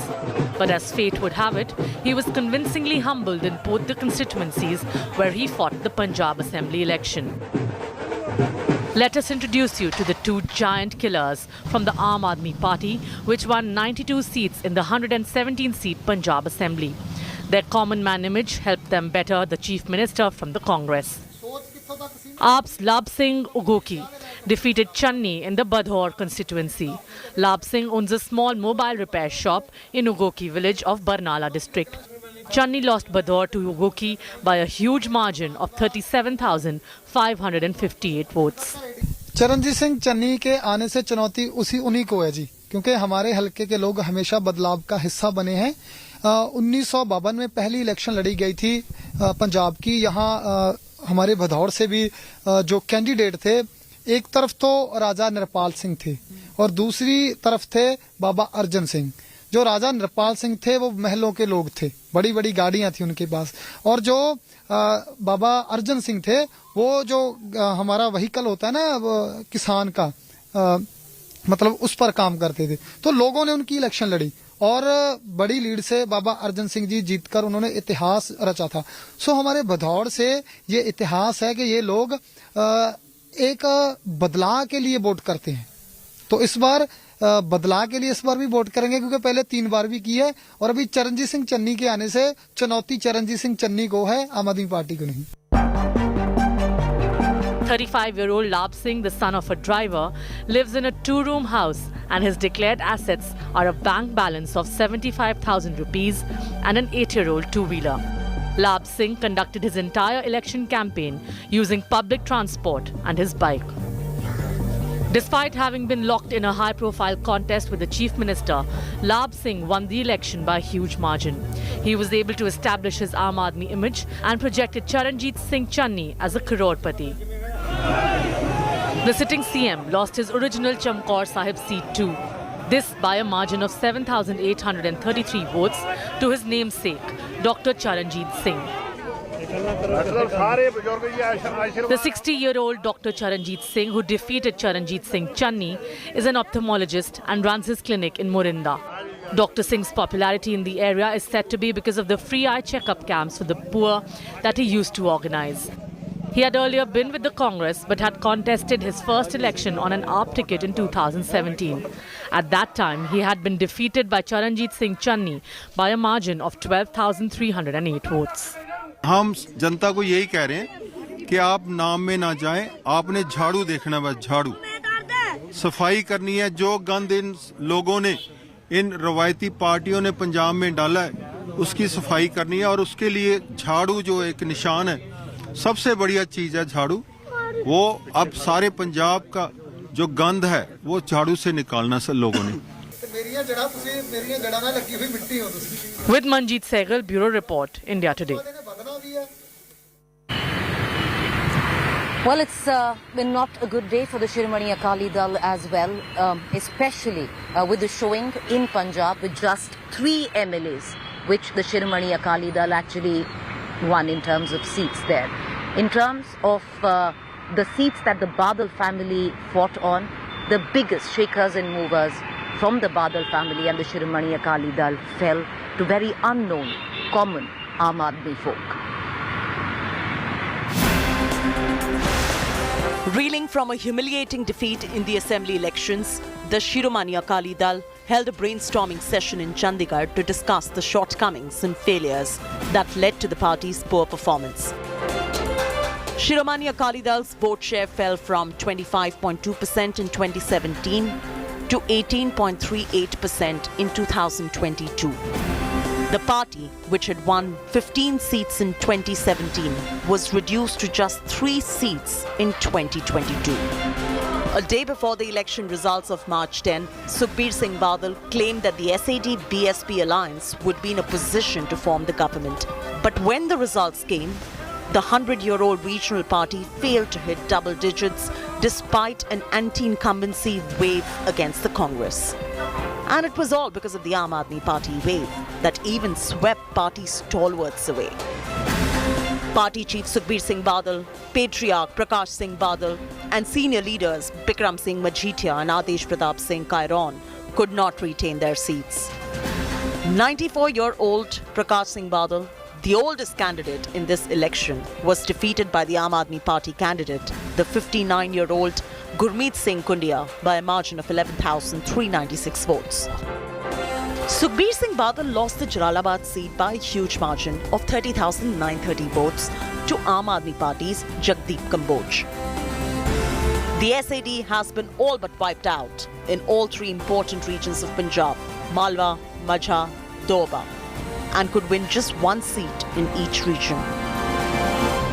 जो public दा फतवा है ਉਹਦੇ ਅੱਗੇ ਸਿਰ ਝੁਕਾਉਣ ਕਈ ਵਾਰੀ ਪਾਰਟੀਆਂ ਦੇ ਉਤਾਰ ਚੜਾਉਂਦੇ ਰਹਿੰਦੇ ਐਮਰਜੈਂਸੀ 'ਚ ਸਾਡੀ ਵੇਵ ਸੀ ਤੇ ਉਦੋਂ ਕੋਈ ਵੀ ਦੂਜਾ ਜਿੱਤ ਨਹੀਂ ਸਕਿਆ ਇਹ ਤਜਰਬਾ ਵੀ ਲੋਕ ਵੇਖ ਲੈਣਗੇ ਲੇਕਿਨ ਅਸੀਂ ਪੰਜਾਬ ਦੇ ਹਿੱਤ ਤੇ ਦੇਸ਼ ਦੇ ਹਿੱਤ ਤੇ ਲੜਾਈ ਕਰ ਰਹੇ ਹਾਂ It was a sad day for Akalis in Punjab, but at the brainstorming session, the party decided it will take lessons from this election and implement corrective measures in the hope that Punjab would favour them again in the future.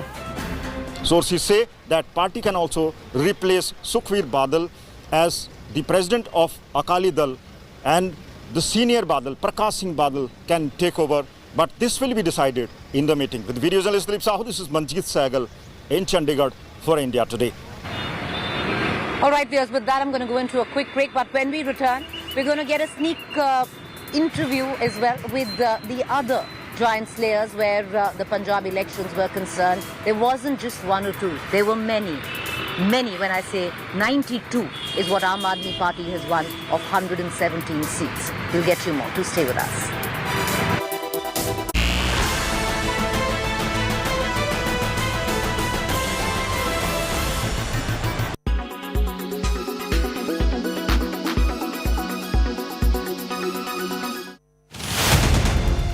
Rahul Kanwal, 23 years of experience, 5 conflicts covered, unmatched time in war zone. The first embedded operation in the history of Indian television journalism. Gaurav Sawant, 28 years of reporting, 8 conflicts covered, unmatched hours in conflict areas. Actual firing is taking place, the grads are firing. Shivarur, 19 years of reporting, 5 conflicts covered, unmatched view of international crossfires. And the attack guns are firing away. Geeta Mohan, 18 years of reporting, 3 conflicts covered.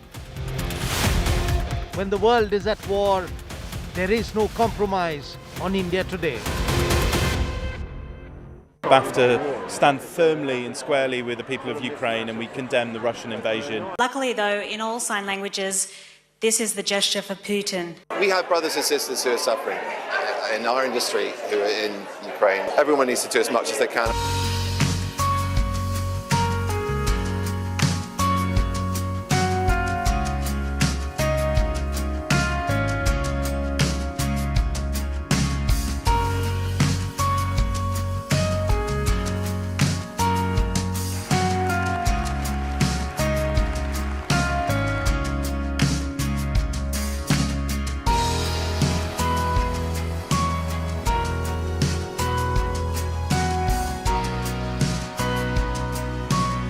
This is the gesture for Putin.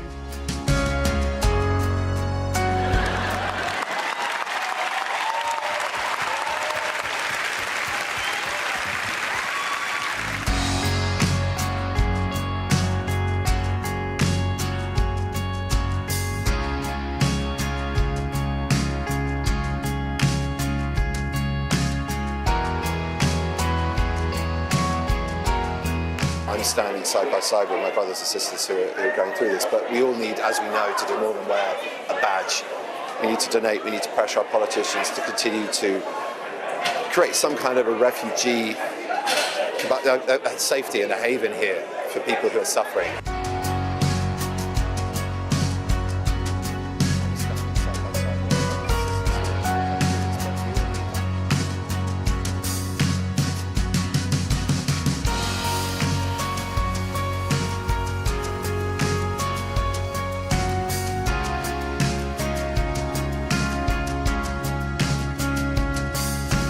I think it's also important that arts are celebrated because arts do hold humanity together, and actually freedom of speech and the power of storytelling is something that I think Ukrainians would totally applaud.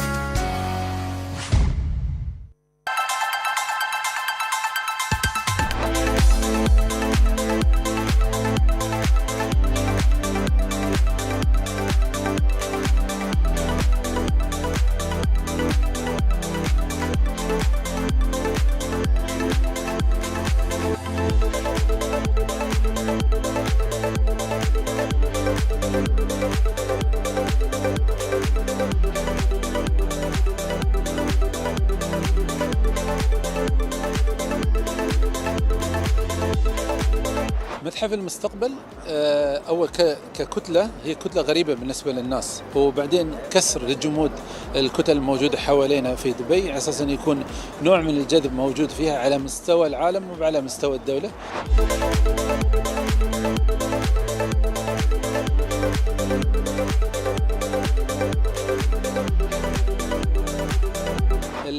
العبارات المقروءة كانت نحن قدام تحدي أن تكون العبارات مقروءة مش مجرد عبارات منثورة، فالعبارات المقروءة دائما فيها نوع من التحدي، كيف تشبك هذه العبارات في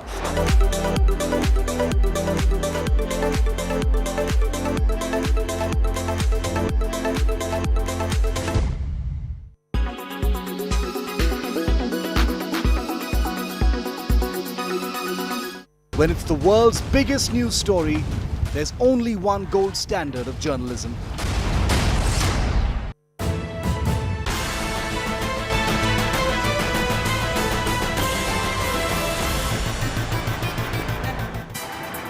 Welcome back. You're watching our continuous coverage on the giant killers in the Punjab elections, and because it's been a wave election, all of them viewers come from none else but the Aam Aadmi Party.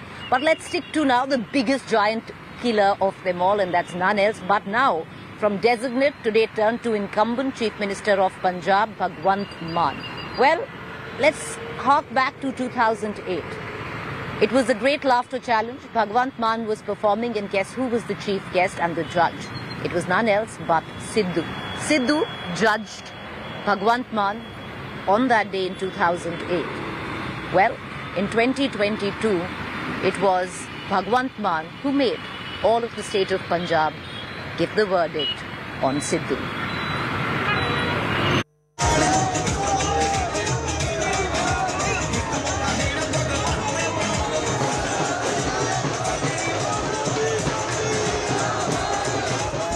Year-old Bhagwant Mann with a Basanti turban invokes the memories of Punjab's iconic Shahid Bhagat Singh.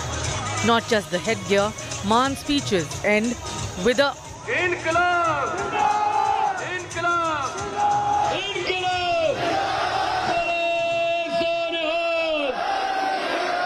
You see, Shahid Bhagat Singh is the most enduring, iconic figure, in India, and more so in Punjab, So Bhagwant Mann has been very smart, to evoke this Bhagat Singh's name, his legacy, his slogan on Inqilab Jindabad, to basically connect with the youth. And he has done it, very successfully, I must say. Bhagwant Singh Mann was a teenager and in college when he won gold medals in inter-college comedy festivals. Soon after, he became famous for his satire on politics, business and sport.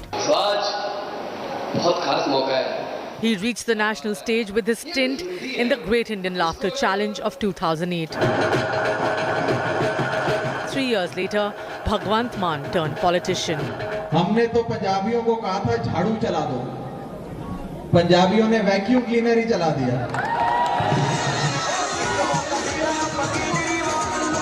Bhagwant Mann was at the forefront of this sweep in Punjab.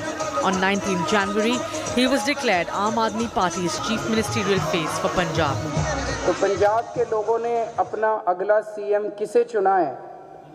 ये जो 21,59,000 vote आए, जो लोगों ने अपने response दिए, उसमें कई लोगों ने मेरा नाम डाल दिया. मैंने शुरू में ही कह दिया था कि मैं रेस में नहीं हूँ. तो उन वोट्स को हमने इनवैलिड डिक्लेयर कर दिया. जिसने कहा भाई अरविंद केजरीवाल, उसको हमने साइड कर दिया. उन सारे वोट्स को जो बचे, उसमें 93.3% लोगों ने सरदार भगवंत मान का नाम लिया. While Mann's opposition ridiculed the public opinion survey of AAP, Mann and Kejriwal stood firm on their faith, and it has paid off handsomely. पहला पंजाब मोती महलों चो चलदा सी, सिस्मा वाले महलों चो चलदा सी, बड़े बड़े दरवाजे, बहुत उच्चियां उच्चियां कंधां वाले घरां चो चलदा सी. पर अज तो बाद पंजाब पिंडां चो चलूगा, वार्डां चो चलूगा, मोहल्लियां चो चलूगा, शहरां चो चलूगा. Punjab has signalled change, and the Punjabi voter seems to have overwhelmingly chosen the administratively untested Bhagwant Mann to lead their state for the next 5 years.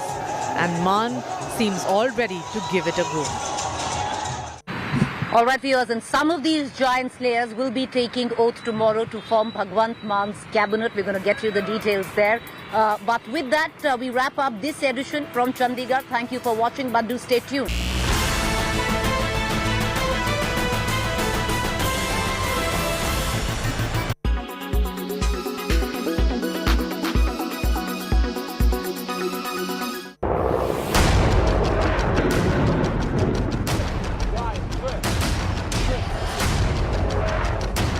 As Russia declared war on Ukraine, as the world was plunged again into crisis, with the only Indian team in the real war zone.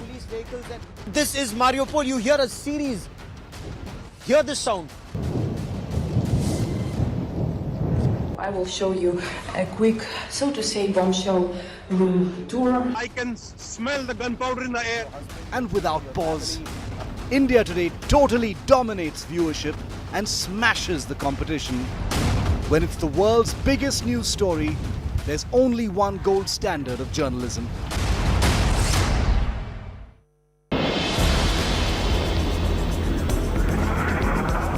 Ukraine has accused Russia of using Nazis' flaming onion bombs in civilian areas. International law bans the use of flaming onion bombs or white phosphorus shells in populated civilian areas. White phosphorus has often been described as a horrific weapon. It burns things to the ground, and if it does stick to your flesh, it will burn your skin. Russians are accused to be using these internationally banned bombs on civilians in the Donbas region. How dangerous is it?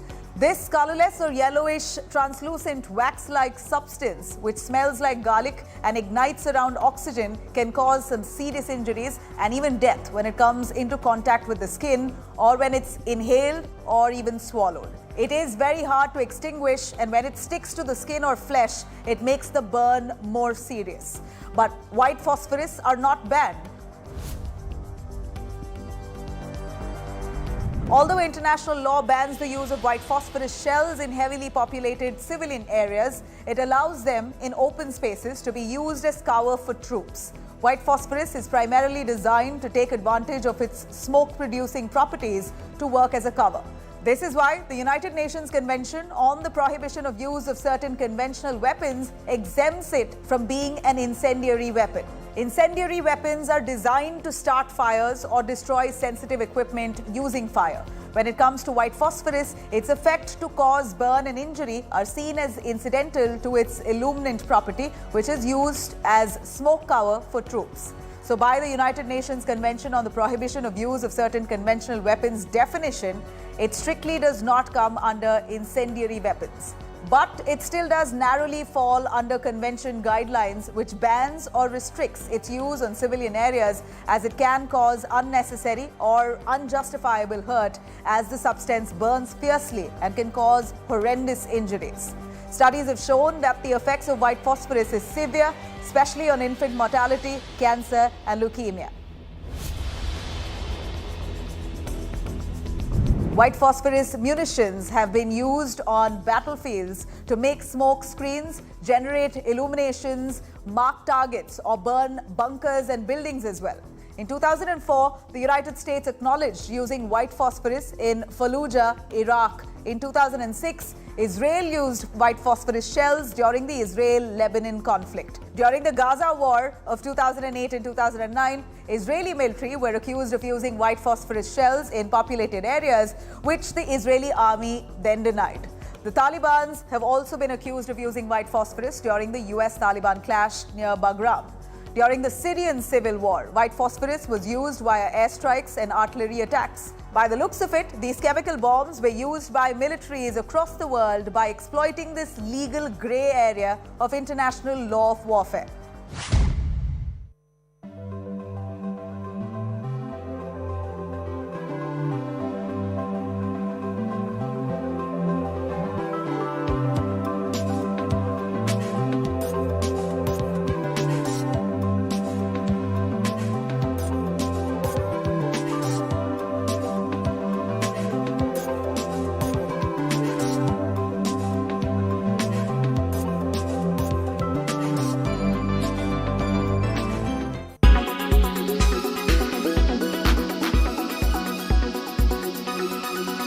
When it's the world's biggest news story, there's only one gold standard of journalism.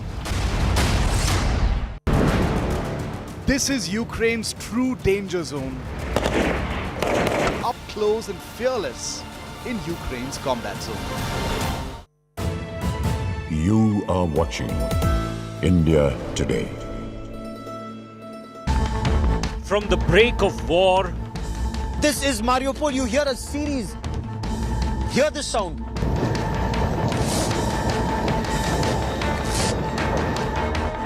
Through the debris and devastation. You can hear more blasts that are taking place. We are moving away from this area. We are being told to leave this area because it's not safe to be here. You can hear some blasts that are taking place. Please close the sky. Close the sky. That's the message. Over the roar of war machines. We're very careful, Pawan, very careful. These are anti-tank mines that are laid on the road here. Continuous fighting taking place.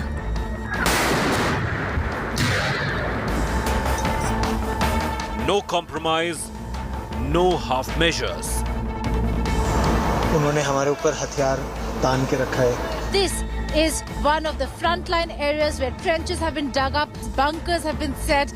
They're all prepared, all set to take on the Russian forces. The world watched the Ukraine war only on India Today.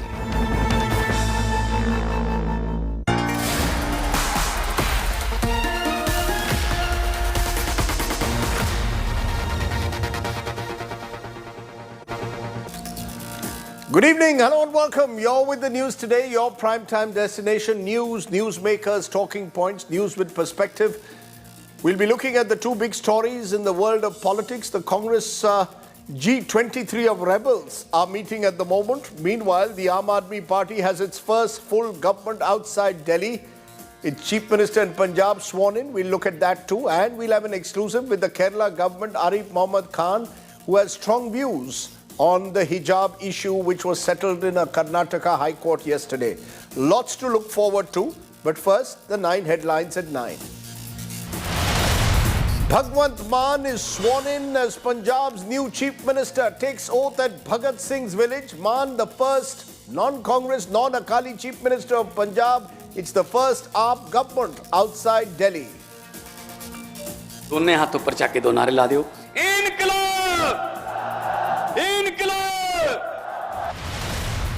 After taking on the Gandhis, Kapil Sibal now faces the heat from Congress loyalists. This says crucial meeting of the so-called G23 rebels begins.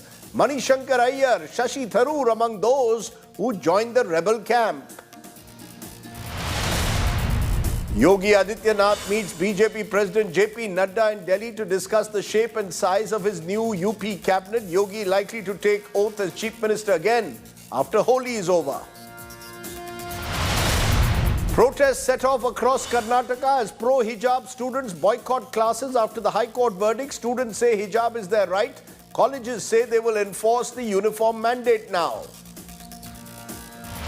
Supreme Court upholds the centre's decision on one rank, one pension for our defence forces, finds no constitutional infirmity in implementation while hearing a plea by ex-servicemen